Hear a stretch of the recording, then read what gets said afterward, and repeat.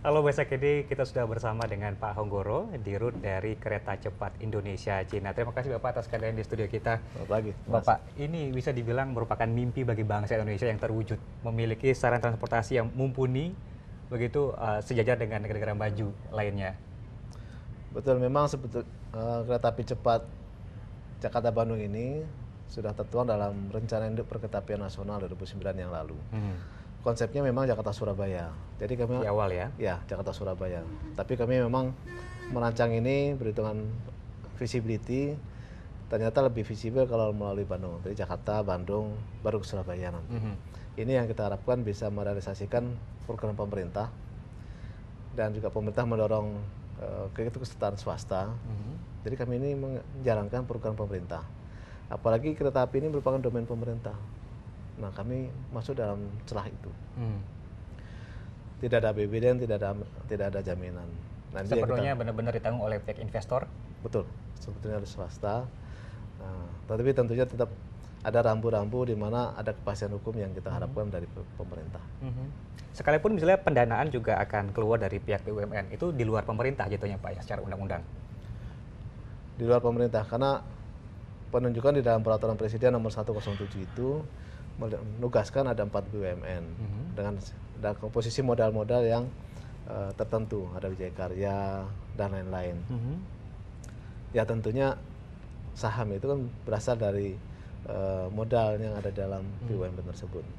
Itu sudah ada penugasan dalam Perpres.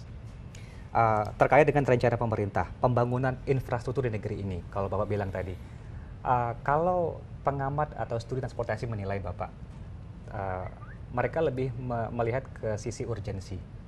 Artinya pembangunan di tanah air dianggap belum semerata itu, sementara dengan ketersediaan yang sekarang ada, Jakarta-Bandung sudah ada 2 fasilitas, di antara ada Cipularang, kemudian juga ada PT KAI jalur kereta begitu Pak. Yang notabene ini hanya mempersingkat sepertiga durasi tempuh. Apakah sepenting itu Pak melihat kondisi di luar Pulau Jawa yang ternyata masih banyak minim? Di dalam program pemerintah sudah sangat jelas bahwa APBN memang difokuskan untuk membangun infrastruktur, terutama yang di luar Jawa. Nanti ada Trans Sumatera Railway, Trans Sumatera Highway, di Kalimantan, Sulawesi, Papua. Itu domain pemerintah. Domain pemerintah juga yang ada di Jawa, itu lebih diserahkan kepada swasta. Karena di sini sudah bukan servicing sektor lagi, tapi sudah supporting sektor. Kereta cepat ini adalah program untuk menangkap kebutuhan sampai 50 tahun ke depan. Jadi walaupun sudah ada jalan tol, sudah ada jalan kereta api, saat ini pun kondisi yang jalan tol sudah demikian padatnya. Nah, kalau 2 tahun, 3 tahun yang akan datang, pasti akan lebih padat. Apalagi 50 tahun ke depan. Ini yang kita coba masuk di sana. Dan dari segi perhitungan, komposisi potensinya juga cukup meyakinkan. Sekaligus kami meralat yang disampaikan oleh pengamat.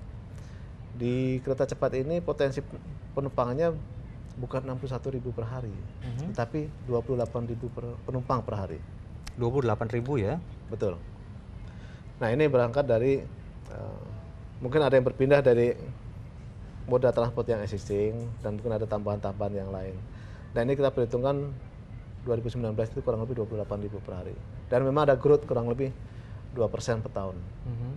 Nah, ini kita harapkan dengan teknologi yang maju ini bisa mencukupi kebutuhan untuk moda transportasi sampai 50 tahun ke depan. Baik. Bapak bilang tadi rencana awal sebenarnya proyek ini adalah untuk Jakarta menuju Surabaya, kemudian dipersingkat begitu Pak ya. Apa itu Pak kendalanya Pak sebenarnya? Untuk ke Jakarta-Bandung. Jakarta-Bandung. Maksudnya kenapa dipersingkat proyek ini Pak? Yang tadi seharusnya dengan jarak tempuh yang lebih jauh, Jakarta menuju Surabaya. Gini, tentunya semua kan tergantung pembiayaan. Kami masuk dari sisi yang terbatas dulu, Jakarta-Bandung 142 kilo. Sebelum nanti kita melangkah ke, kalau pemerintah menugaskan ya kita akan melangkah sampai ke Surabaya. Tapi yang kita harus fokus adalah ke Bandung dulu. Karena yang cukup captive juga marketnya. Nanti kita harapkan dengan stage 1 Jakarta-Bandung ini nanti kita bisa berpikir untuk investasi yang jangka panjang, jangka jauh sampai Surabaya. Artinya ini bukan sekadar satu-satunya project. Ini bisa dibilang pilot project begitu Pak ya, untuk ke depan juga ada keberlangsungan infrastruktur yang lain. Ini adalah faktor pembelajaran. Ya. Karena kita berharap dengan kereta cepat ini bukan hanya kita punya moda transportasi yang baru, tapi kita ingin adanya transfer teknologi dari Cina ke Indonesia. Dan kita juga sedang menyiapkan agreement dengan Cina untuk membangun pabrik rolling stock di Indonesia. Pabrik? Rolling stock, sarana kereta apinya. Bukan hanya kereta cepat, untuk kereta yang lain juga akan dibangun di sini. Bekerja sama juga dengan Inka nanti. Yang kita harapkan bukan hanya untuk market Indonesia. Dan in prinsip Cina sudah sepakat nanti masalah regional, pasar regional itu akan disuplai dari Indonesia. Nah, ini tangkapan kita untuk jangka menengah yang harus kita kejar. Sehingga multiplier efek benefitnya itu bukan hanya untuk Jakarta Bandung, tapi secara nasional juga akan ada pertumbuhan ekonomi. Terkait dengan wilayah Jakarta Bandung, tentunya ini akan sangat berpengaruh pesat terhadap pertumbuhan ekonomi, baik kedua belah pihak begitu Pak ya. Tapi apakah Bapak bilang tadi sarana yang akan disediakan di tanah air mengenai source dari si materi itu sendiri? Kalau sarana penunjang lainnya Pak, kalau kita tahu kan selama ini dengan ada Cipularang saja, Kota Bandung begitu padatnya. Kemudian juga ada kendala, meskipun ada kereta api selama ini, masyarakat tidak masalah untuk jarak tempuh 3 jam itu. Yang menjadi masalah adalah bagaimana akses dari kota menuju stasiun Jakarta, kemudian stasiun Bandung menuju kota Bandungnya, yang katanya belum ada fasilitas penunjang Pak. Apakah juga menjadi concern dari kita? Saya tidak 100% setuju dengan statement itu. Karena apa? Semakin maju ke depan, katakan sekarang kita pendapatan per kapita 4.000 US dollar per tahun. 3-4 tahun ke depan, prediksi saya bisa sampai 8.000 US dollar per tahun. Artinya daya beli masyarakat lebih tinggi. Kalau sekarang orang itu terpaksa 3 jam itu terpaksa, tidak ada alternatif lain. Tapi dengan pertumbuhan ekonomi, dengan kemampuan daya beli yang lebih tinggi, produktivitas itu sangat menuntut waktu. Kalau waktu hilang untuk transportasi saja, rugi Pak. Secara nasional juga rugi. Nah, ini kita masuk memfasilitasi kalau orang butuh transportasi cepat, ini ada pilihan. Kereta yang lebih cepat. Dan di Bandung pun yang saat ini macet karena orang bawa kendaraan pribadi. Nah, dengan kereta cepat ini yang dibawa penumpangnya, mobilnya ditinggal di rumah. Nanti feedernya dari Tegaluar stasiun itu ada LRT. Dan saat ini dalam proses pembicaraan untuk bagaimana mengimplementasikan LRT itu bersamaan dengan kereta cepat. Sehingga Pak Wali Kota Bandung pun pada itu kami juga sangat mendukung, karena nanti Bandung akan menjadi lebih longgar. Tidak mobil dibawa ke Bandung, tetapi ada fasilitas transportasi yang terintegrasi sebagai feedernya ke dalam kota. Pemerintah pusat mendorong, pemerintah daerah juga mendukung penuh begitu Pak, seperti bilang Bapak Ridwan Kamil. Tapi sejauh ini termasuk Pak Gubernur juga. Betul, ya. Gubernur Jawa Barat. Sejauh ini sudah ada groundbreaking, peletakan batu pertama, sekitar 2 pekan lalu begitu Pak ya? Betul, tanggal 21. Tapi kok malah dihentikan Pak proses pembangunannya Pak? Nah, ini kami mendapat penugasan dalam Peraturan Presiden 107 itu ada satu misi. Kita harus melaksanakan proyek ini, pembangunan ini dengan memenuhi semua prosedur persyaratan yang berlaku. Ada beberapa persyaratan yang terganjal belum terpenuhi Pak? Saya tidak mengatakan terganjal, tapi kami mengajukan semua kebutuhan, semua dokumen yang diperlukan, kita proses, kita bahas bersama kementerian terkait. Itu dalam proses semua. Dan di groundbreaking kita tidak melanggar peraturan. Karena ini kami mendapat surat dari Menteri Perhubungan tanggal 21 Oktober. Di dalam poin 3, ini dijelaskan bahwa groundbreaking ini dapat dilaksanakan setelah trase ditetapkan, badan usaha ditetapkan, dan AMDAL sudah terbit. Tidak mengatakan ada izin pembangunan di sini. Tapi kami mengajukan usulan untuk izin pembangunan, kami ajukan dan kita bahas terus. Sampai kemarin masih dibahas terus. Artinya tidak ada pelanggaran, dan ini sudah disampaikan jauh hari. Ini yang kita harapkan ada pemahaman dari semua pihak. Toh sudah ada surat ini yang kita pegang gitu Betul. Pak ya. Tapi memang ada 2-3 poin Pak ya, izin usaha yang bisa memang sampai Pak? saat ini ada 3 perizinan yang masih kita bahas di Kementerian Perhubungan, yaitu izin pembangunan, kemudian izin konsesi penyelenggaraan, dan izin usaha. 3 hal itu yang masih diproses di Kementerian Perhubungan. Ini masih kita bahas. Yang paling terkendala dan sejauh ini prosesnya masih sulit itu apa, Pak? Kalau izin pembangunan kami sudah melengkapi, dan pembahasan kalau ada kekurangan ya kita masih tambahkan lagi. Tapi yang masih ada kendala adalah izin konsesi penyelenggaraan. Ada kaitannya dengan mengingat ini adalah jalur baru gitu Pak ya, ada kaitan dengan alih fungsi atau pembebasan lahan nantinya? Tidak ada. Kalau masalah alih fungsi, nanti ada penggunaan hutan produksi, itu ya kami berkoordinasi dengan pemerintah provinsi dan kabupaten terkait dengan Kementerian Lingkungan Hidup dan Kehutanan. Itu tidak ada masalah. Kami siap untuk memenuhi kewajiban kami. Ada hutan produksi mau kita pakai, kita harus mengganti 2 kali lipat. Nah, itu sedang kita siapkan. Jadi tidak ada permasalahan dengan alih fungsi dan sebagainya. Kalau saya boleh tahu Pak, mengenai dengan izin pembangunan, konsesi dan juga usaha ini sudah seberapa persen kita berjalan Pak di pemerintah? Sehingga targetnya bisa tercapai. Ya sebetulnya secara prinsip keseluruhan sudah kita bahas. Tapi memang seperti yang disampaikan Pak Dirjen beberapa hari yang lalu melalui media, masih ada beberapa klausul yang harus disepakati. Dan ini usulan kami berangkat dari beberapa kontrak yang sudah berjalan di tempat lain. Ada kontrak jalan tol, ada kontrak pelabuhan Kalibaru di Tanjung Priok, dan lain-lain. Jadi apa yang kita usulkan, karena kita berangkat dari kita sebagai swasta, kita butuh jaminan kepastian hukum. Kalau proyek ini berjalan normal, kita tidak menuntut apapun. Tidak menuntut APBN, tidak menuntut jaminan. Tapi dalam kondisi tidak normal, ada keputusan atau perubahan hukum yang terjadi. Perubahan hukum ini kan bisa dilakukan oleh pemerintah. Anytime, bisa kapan saja. Dinamis ya Pak ya? Bukan dari kita. Nah, kami sebagai swasta butuh kepastian. Kalau ada perubahan hukum ini, ya tolong dituangkan dalam peraturan ini. Apa implikasinya? Hak kewajiban para pihak itu jelas. Sehingga lender yang akan memberikan pinjaman pun merasa secure bahwa ini bankable, ini bisa jalan. Semenjak groundbreaking yang terhenti 2 pekan lalu, targetnya berapa lama nih Pak untuk proses yang belum terpenuhi ini Pak? Ya kami... Mengingat kita target berapa tahun Pak? 3 tahun ya Pak ya? 3 tahun. 3 tahun. Ya kita berharap as soon as possible. Ya. Baik, aku juga pengen tahu seperti apa jalur-jalurnya. Apakah sepenuhnya baru atau memanfaatkan jalur yang sudah ada seperti jalur tol yang sekarang ini? Dari 142 km yang akan kita bangun, memang sebagian akan menggunakan right of way jalan tol. Dan itu kami sudah mendapat izin dari Menteri Pekerjaan Umum dan Perumahan Rakyat untuk memanfaatkan menggunakan right of way jalan tol.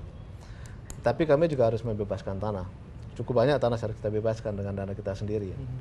Ada 500 hektar lebih yang harus kita bebaskan, dan itu termasuk ada yang tadi hutan lindung, dan ada tanah masyarakat, ada tanah-tanah yang sudah dimiliki oleh zona-zona industri di Karawang. Ini harus kita lakukan. Di luar jalur yang sudah ada ini, seperti Bapak bilang tadi, berapa persen Pak? Setengahnya? Ya kira-kira setengahnya dari pengadaan baru. Tadi Bapak bilang di awal tidak ada kendala dengan proses pembebasan lahan sejauh ini Pak. Maksud kami pembebasan lahan ini akan kita proses sesuai dengan konsep business to business. Ya. Kemudian mengenai jumlah stasiun sudah ditetapkan Pak? Jumlah stasiun sudah ditetapkan di dalam keputusan persetujuan terakhir dari Menteri Perhubungan. Stasiun ada 4, di Halim, di Kerawang, kemudian di daerah Cikalong Wetan di Walini, dan di Tegaluar. Ya ini kita harapkan kami perhitungkan dengan 4 stasiun ini, maka bisa mengakomodasi kebutuhan transportasi di sepanjang koridor ini. Dari Bekasi ke Kerawang tidak jauh, dari Bekasi ke Halim tidak jauh, kemudian Purwakarta ke itu juga tidak jauh. Jadi memang kita mencoba menangkap area pengaruh dari 4 stasiun ini yang cukup ya menarik bagi pengguna. 4 buah stasiun ini memang sudah ada ditetapkan atau ditawarkan pemerintah kepada pihak investor sebelum Cina Pak ya, ada Jepang juga. Mengenai jumlahnya? Kalau stasiun yang 4 ini kan tertuang di dalam keputusan menteri. Kami memang mengusulkan Kami mengusulkan lebih dari 4, tapi dari Kementerian Perhubungan kalau stasiun lebih dari 4, nanti kecepatannya tidak mungkin bisa mencapai 200 atau lebih. Karena sebentar berhenti. Jadi Lalu memang, kenapa pada saat proses tender kemarin Pak, antara Jepang dan Cina ini penawarannya beda Pak jumlah stasiunnya? ya konsepsi awal dari yang kami ajukan adalah 7 stasiun. 7 stasiun. Kemudian yang paling mendekati adalah Cina. Saya tidak mengikuti yang Jepang mengajukan berapa stasiun, kira-kira hampir sama ya. Tapi pada waktu kami mengajukan trase kepada Menteri Perhubungan, dari pihak Kementerian Perhubungan menyampaikan kalau 7 stasiun maka nanti akan berdampak pada kecepatan. Kalau sebentar berhenti, kecepatan tidak mungkin mencapai 200, 250 atau 300 nggak bisa mencapai. 4 stasiun yang dianggarkan adalah Halim, Karawang, Cikalong Wetan, Walini. Ya. Nah yang ketiga Dan ini Tegaluar satu. dan Cikalong Wetan itu Walini. Dan satu lagi Tegaluar di daerah. Tegaluar. Nah yang ketiga Tegaluar. Pak, yang si Walini ini masih terkendala, mengingat itu katanya adalah daerah resapan air. Mengenai analisis risiko dampak lingkungannya. Begini, kami perlu meluruskan bahwa Cikalong Wetan ini merupakan arealnya PT PN 8. Dari segi korporasi, kebun teh itu sudah sangat tidak menghasilkan, tidak memenuhi aspek ekonomi. Dan ini yang akan diusulkan untuk menjadi stasiun. Stasiun dan pengembangan kawasan. Tetapi tetap dengan koefisien 70-30. Jadi 70 tetap dihijaukan dan 30 untuk komersial area nanti. Sehingga kekhawatiran itu akan mempengaruhi catchment area itu tidak akan terjadi. Apalagi cukup jauh dari Jatiluhur. Jadi kami sudah mengecek dengan peta yang disepakati dengan pemerintah kabupaten di sepanjang itu bahwa ini adalah masih di luar catchment area. Tapi kami masih menyepakati komit untuk menjaga 70% hijau. Memang harus ada dikorbankan begitu Pak ya kalau untuk suatu bangunan. Prinsipnya seperti itu. Dikorbankan maksudnya? Ya, tentunya suatu ini pembangunan pasti ada yang dikorbankan. Tapi kami mencoba mencari solusi yang benefit yang lebih besar. Bukan berarti dikorbankan sama sekali dikorbankan, bukan. Contoh hutan produksi. Ini tidak ada hutan lindung, yang ada hutan produksi. Ya. Kalau hutan lindung tidak bisa diapa-apakan. Tapi kalau hutan produksi sesuai peraturan yang berlaku dibolehkan dan ada kewajiban kita pengguna untuk mengganti 2 kali lipat dari yang kita gunakan. Daerah resapan air, daerah hutan produksi, tapi juga ada daerah permukiman Pak. Mengingat Jawa ini kan padat sekali penduduknya. Bagaimana risiko itu Pak? Ini ada skemanya bisnis to bisnis. Jadi memang kalau kita akan memerlukan tanah pemukiman, ya kita akan bernegosiasi dengan masyarakat yang saling menguntungkan. Yang saat ini masih sambil jalan? Sambil berjalan. Oke. Kemudian ada juga faktor keselamatan transportasi. Mengingat jalur yang dilalui nanti diantaranya adalah jalur epicentrum selama ini Pak untuk gempa. Kemudian juga ada masukan-masukan dari pihak BMKG sejauh ini. Seperti apa penanganannya? Apalagi saya dengar waktu proses lelang antara Jepang dan juga Cina. Analisis mengenai terhadap dampak gempa, skala Richternya juga beda-beda Pak. Saya lupa mana tepatnya, antara Jepang atau Cina ada yang analisis untuk 7 skala Richter, ada yang 8 skala Richter. Ya kami memiliki petanya ini. Memang daerah Jawa Sumatera ini kan daerah gempa. Ini mapping gempa yang sudah pernah terjadi. Jadi kami melakukan analisa seismik. Memang ada 5 jalur patahan yang harus kita waspadai di sepanjang koridor. Kita tahu di Cipularang di kilometer 92 atau berapa itu juga ada daerah patahan. Nah, untuk kereta cepat ini jalurnya betul-betul kita menghindari jalur patahan tersebut.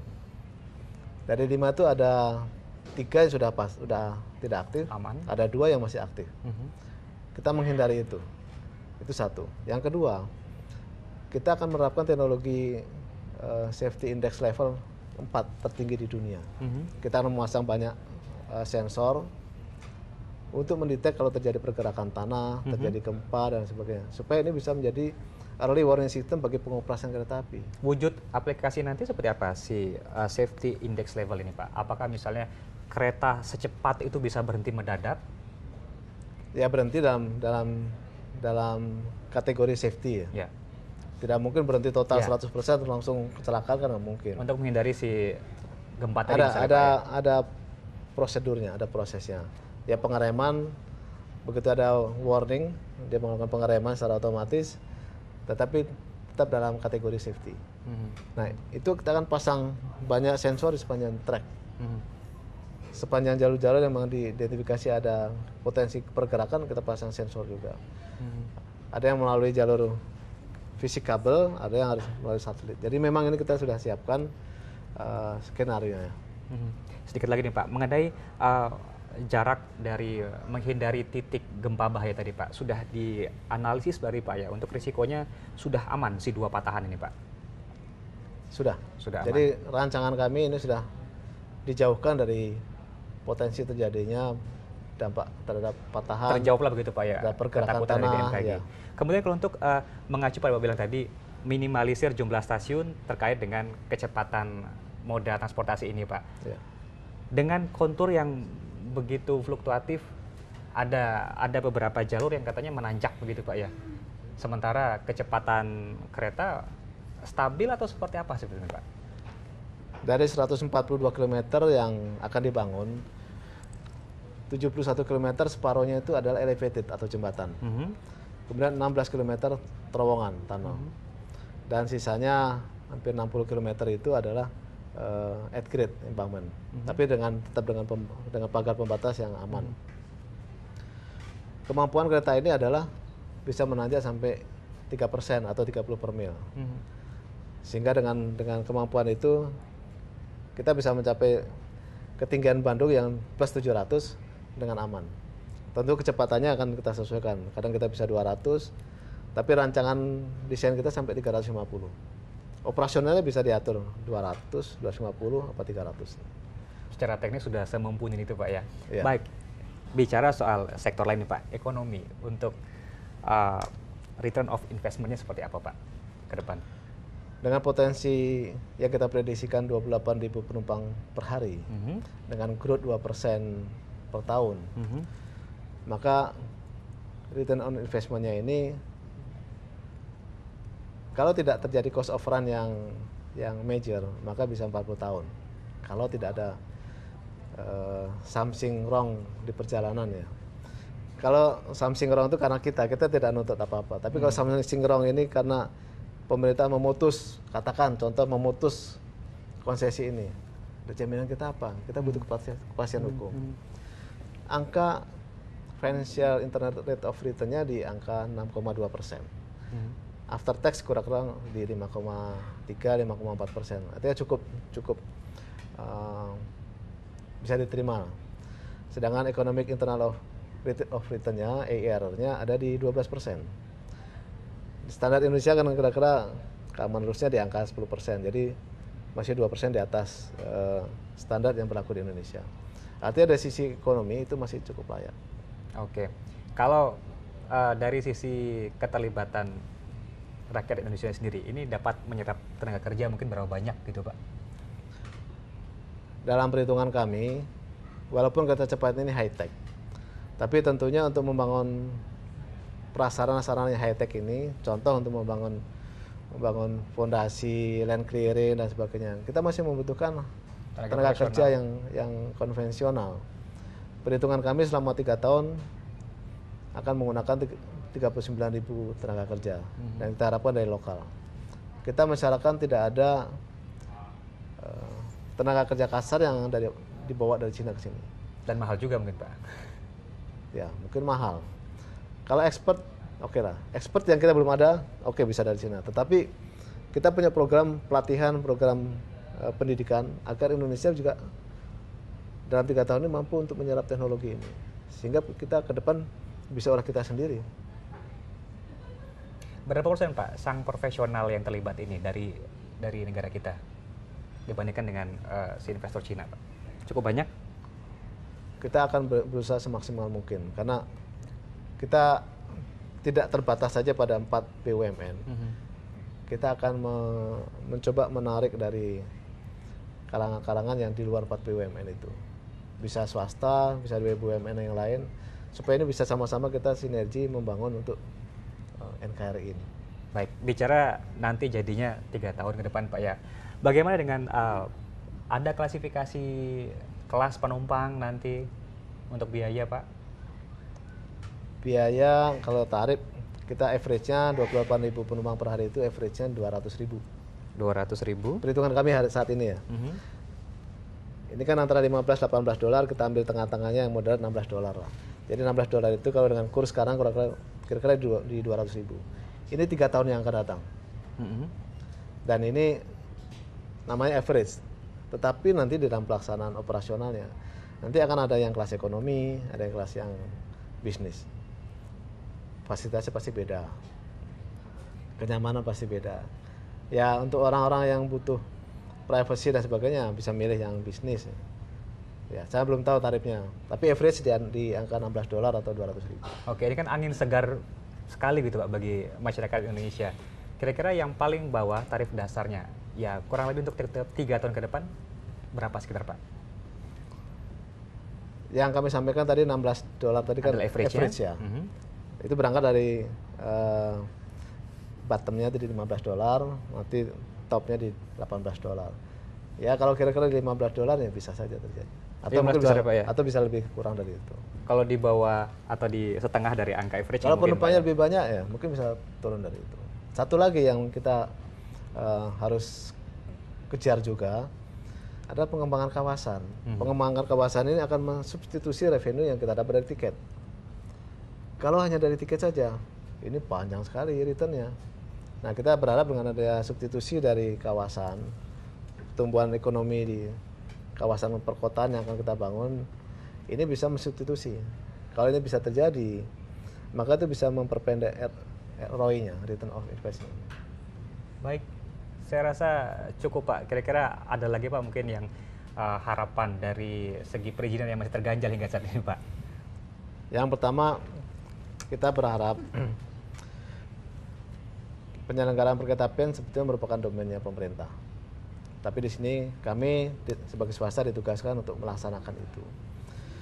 Kami hanya memohon kepada semua stakeholder fasilitas kemudahan dalam perizinan sehingga ini bisa berjalan.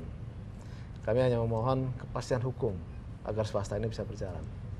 Kalau ini bisa berjalan dengan kepastian hukum yang jelas, ini akan menjadi template, akan menjadi contoh bagi swasta yang lain bahwa di Indonesia ada kepastian hukum untuk berinvestasi. Kalau ini tidak ada kepastian hukum, jangan berharap swasta bisa masuk. Tidak jadi mungkin swasta masuk gitu, ya? Tanpa ada kepastian hukum.